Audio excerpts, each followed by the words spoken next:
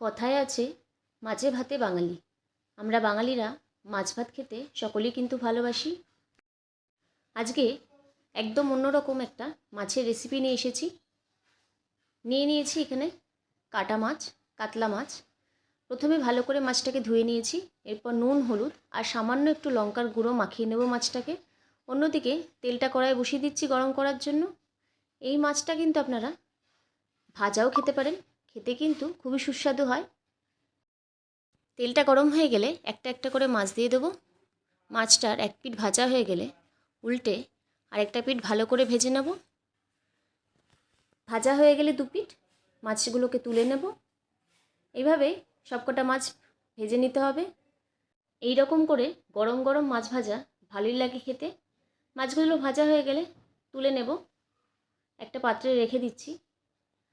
মশলা লাগবে, একটা মশলা তৈরি করে নেব। তার জন্য নিয়েছি কাজু বাদাম, লঙ্কা, টমেটো আর কুচানো পেঁয়াজ। মাছ ভাজার তেলের মধ্যেই পেঁয়াজ টমেটো দিয়ে দিচ্ছি। এটাকে এবার হালকা করে একটু ভেজে নিতে হবে।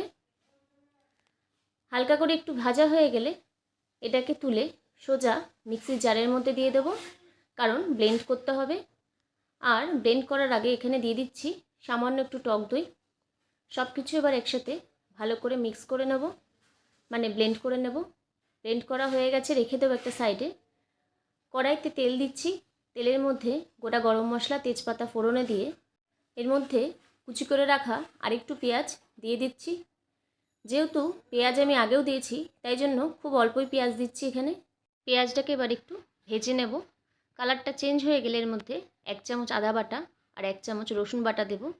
ভালো করে মশলাটাকে এবার কষিয়ে নিতে হবে। মশলাটা ভালো মতো কষানো হয়ে গেলে আগে থেকে যে পেস্ট করে রেখেছিলাম কাজু বাদাম টমেটো পেঁয়াজের, সেটাকে দিয়ে দেবো। সব মশলা এবার একসাথে মিশিয়ে নিতে হবে আর এই মশলাটাকে ভালো করে কষিয়ে নিতে হবে।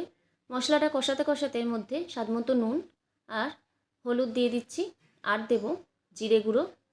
ভালো করে এবার সব কিছু মিশিয়ে মশলাটাকে কষিয়ে নেব যতক্ষণ না তেলটা ছাড়ছে মশলা থেকে। অল্প অল্প করে জল দেব আর মশলাটাকে কষিয়ে নেব। মাঝে মধ্যে একটু নাড়াও দেব যাতে মশলাটা নিচে লেগে না যায়। লেগে গেলে পোড়া একটা গন্ধ ছাড়বে, খেতে ভালো লাগবে না। তাই মশলাটা মাঝে মধ্যে নেড়ে নেড়ে কষিয়ে নেব। মশলাটা দেখুন অনেকটা কষানো হয়ে গেছে, অনেকটা কিন্তু কমেও এসেছে।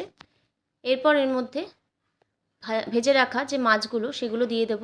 খুব বেশি জল ব্যবহার করছি না, কারণ এটা একটু মাখা মাখায় খেতে ভালো লাগে। মাছগুলো দিয়ে মশলাটার মধ্যে কিছুক্ষণ ফুটিয়ে নেব আর নামানোর আগে একটু ভাজা মশলা দিয়ে দেব, খেতে বেশি ভালো লাগবে। মাছ প্রায় রেডি। এরপরে গ্যাসের ফ্লেমটা অফ করে নামিয়ে নেব। একদম অন্য রকম স্বাদের একটা মাছের রেসিপি। আপনারা অবশ্যই খেয়ে দেখবেন। আশা করছি আপনাদের ভালো লাগবে। কেমন লাগলো রেসিপিটি জানাবেন। ভালো লাগলে লাইক, শেয়ার এবং সাবস্ক্রাইব করে যাবেন চ্যানেলটিকে। নমস্কার।